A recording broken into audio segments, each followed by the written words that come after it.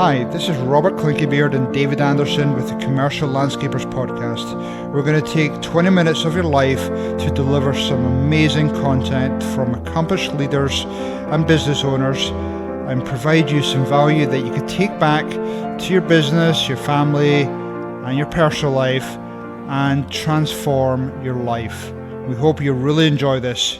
Cheers, everyone. Cool. So, good morning, everyone. This is the Commercial Landscapers Podcast. I have Elliot Hall on the recording today. So thank you for joining me. Yeah. Thanks for having me, Robert. Really appreciate it. So tell me a little bit about your background. You're now obviously out of Phoenix, Arizona, but tell me about how you got into the green industry and a little bit about your background. Yeah. So I've been in the industry my whole life. My grandfather started this business. He moved here from Santa Barbara in '69, and he was a farmer by trade back in Santa Barbara. So when he came here, it seemed like the natural thing to do was kind of start a yard service in Central Phoenix. He was just a one truck operation.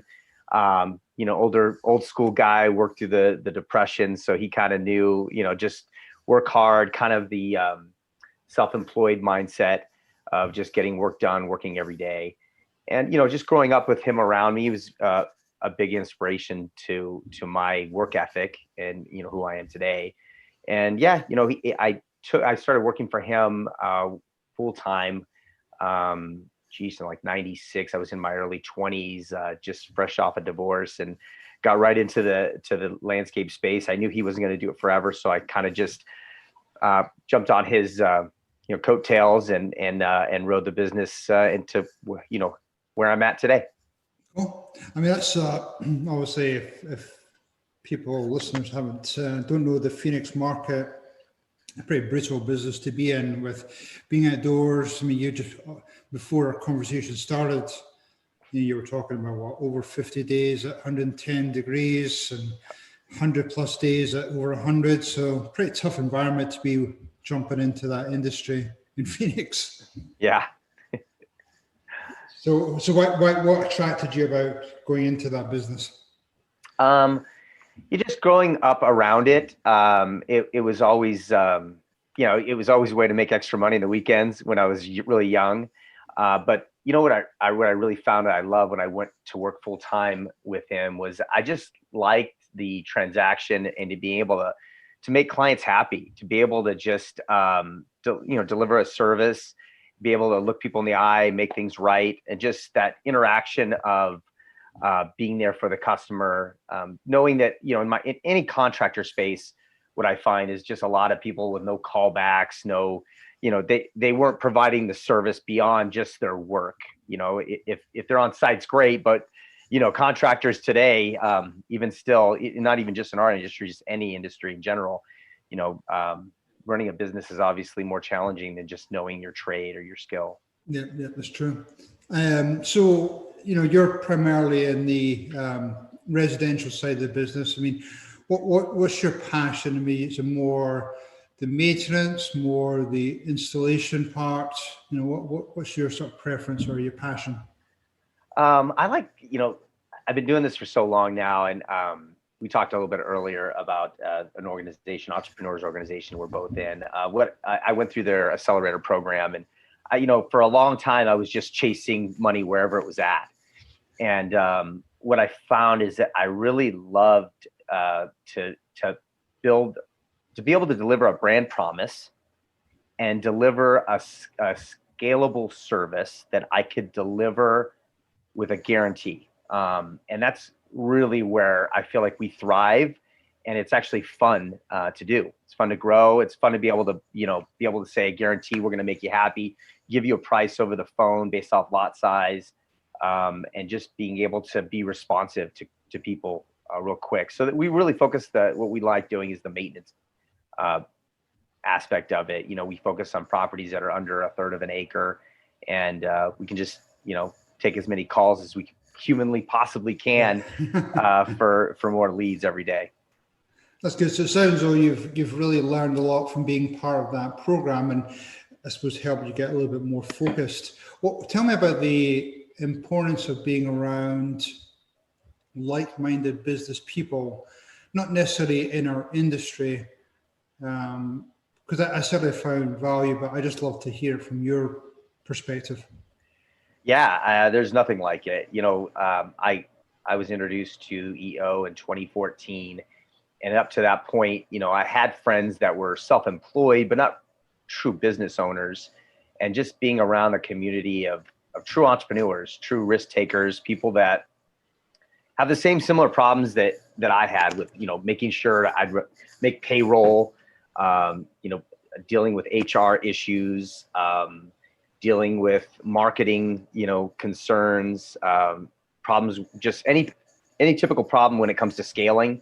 And it's just nice to have that community to bounce ideas off of. And just, I've always been a guy that I don't want to be the first guy to figure something out. I'm always the guy that sees somebody else doing it, and I'm like, I can do that. And, and it doesn't have to be in my industry. It's sometimes you see another space that maybe the way that they do collections, you're like, that's so obvious. I could totally, do that for my business. Doesn't matter that, they sell whatever they sell. Right. Yeah, because I think I found that, the landscape associations out there, whether it be Arizona one or whether it be the national one, they're really good at providing the training with the technical part, but they don't necessarily have the experience or the know-how with some of the, whether it be software, just with other processes, other experiences there. So there was definitely a gap there. Yeah. So that's where I found being around other, whether it be a plumbing company, whether it be a marketing company, just to bring that knowledge in was tremendous. Yeah, 100%. And really what EO, in the beginning with Accelerator, was more tactical items and goal setting and having to answer to somebody, because entrepreneur, we don't really answer to anybody, but the Accelerator programs really, they hold your feet to the fire more. And now that I'm in EO, it's more, I feel like it's almost therapy. It's almost like deep personal development of understanding what gets in our own way is just people. Well, that, but also I think I found that, people think, oh, I've just got these basic problems, I can just go home and I'll just switch things off. But, it affects their family life, it affects their personal life. So all those things will affect you in your business. So, just as you say, it comes back to that therapy, but you're not necessarily part of, you don't feel as though you're on an island by yourself. Yeah. You're surrounded by like-minded people. Yes, exactly. Yep. So, I being part of the Accelerator program and knowing that, scaling up is a big part of that. Do you have your one-page plan? You have your BHAG in place? You have all these accountability parts? Yes, absolutely. Always looking for our quarterly rocks that we want to work on. I use a little bit of scaling up and some of the other program, the EOS program. EOS traction. Yeah.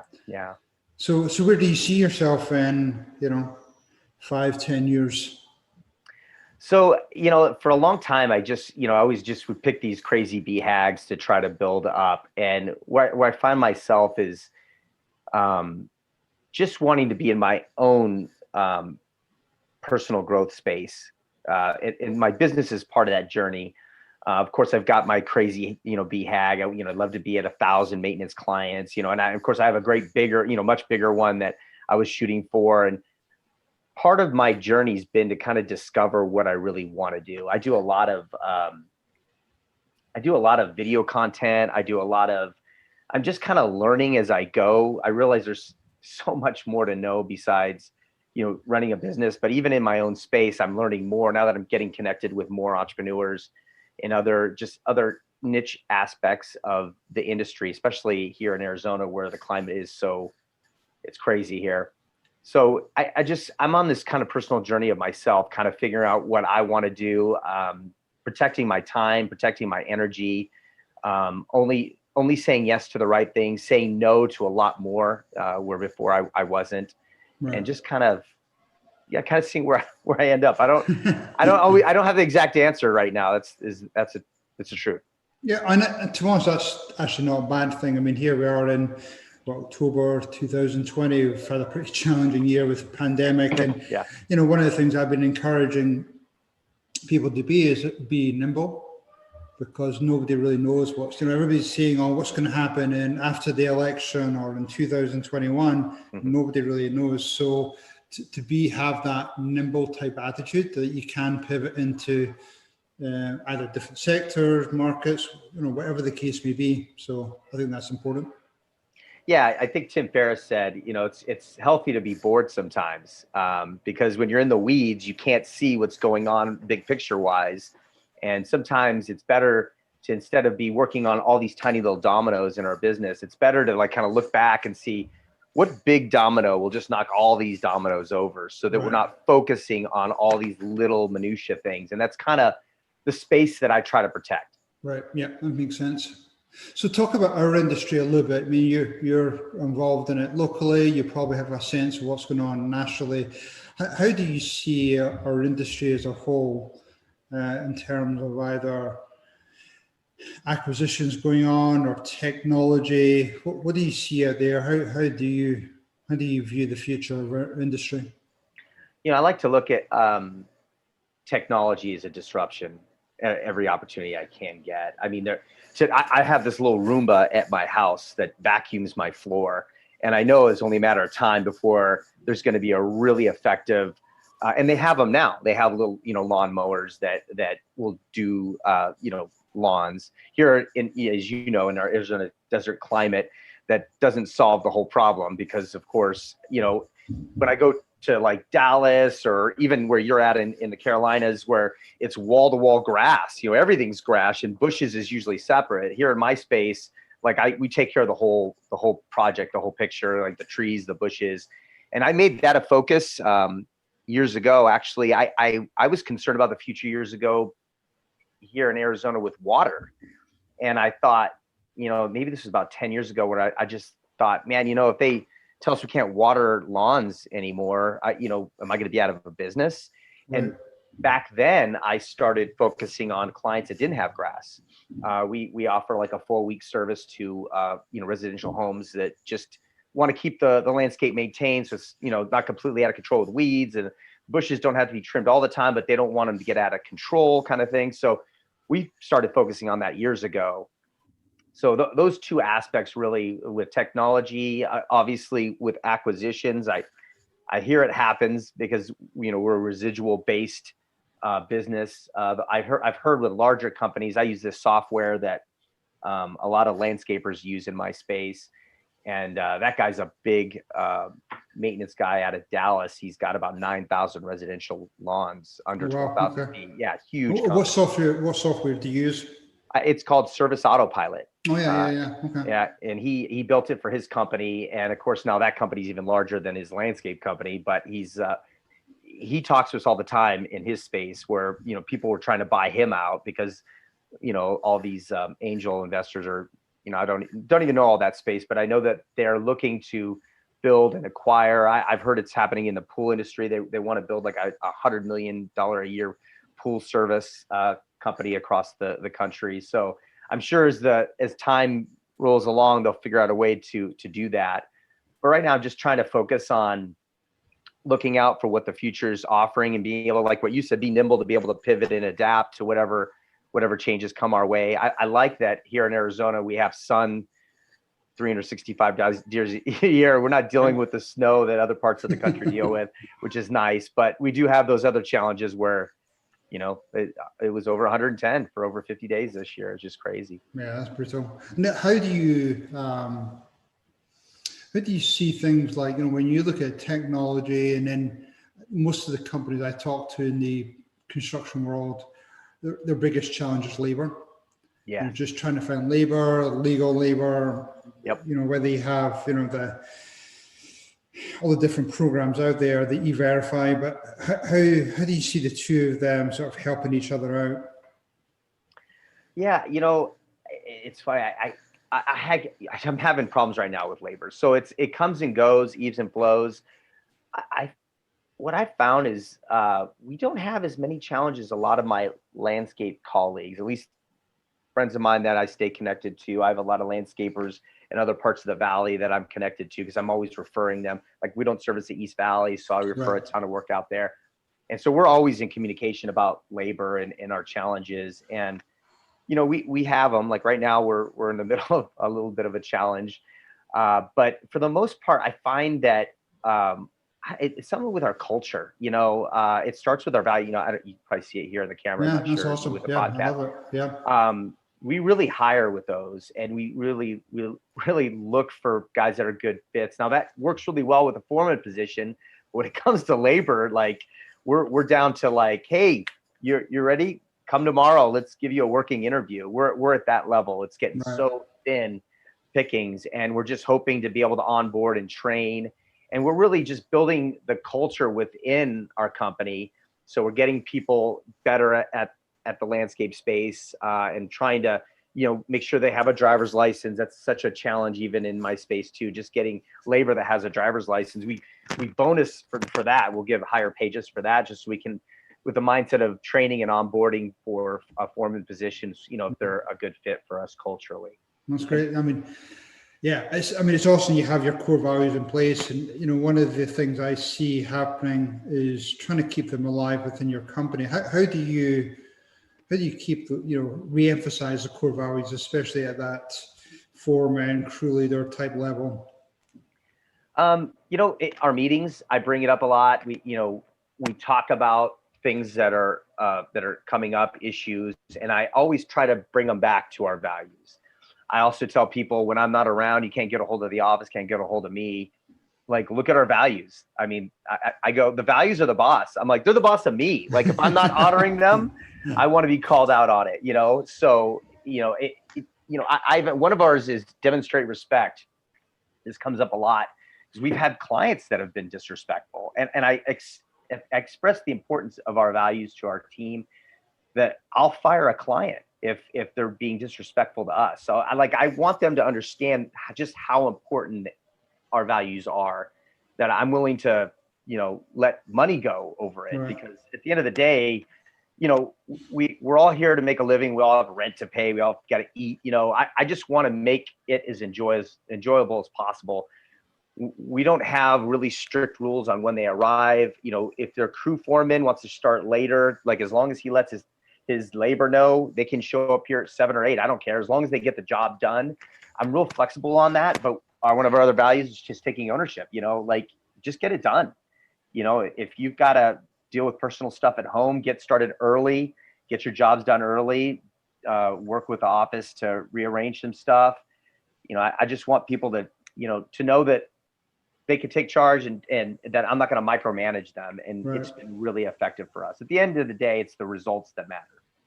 Do you think that helps with attracting more employees, especially get referrals? That's great that you're flexible with your team. Surely that must help to attract other people into your company. Yeah, attitude.